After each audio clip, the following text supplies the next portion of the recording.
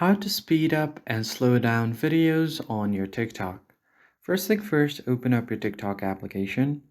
And once you open up the app, there are quite a few ways to fast forward your video on TikTok. So on your FYP, what you can do is simply tap on the sidebar on either side of your screen to increase the speed to 2x.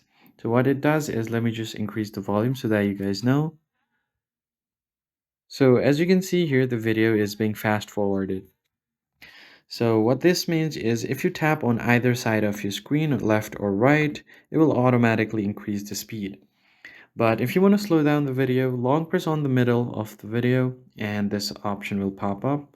Now from here, tap on playback speed. You can increase it from here as well. You can make it 1.5x, 2x, or if you want to slow down, select 0.5x.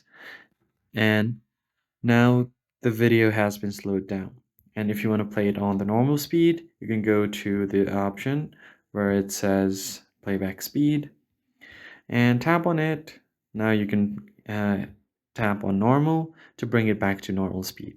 And that's pretty much it. I hope this tutorial was helpful to you guys. I'll see you on the next one. Thanks for watching.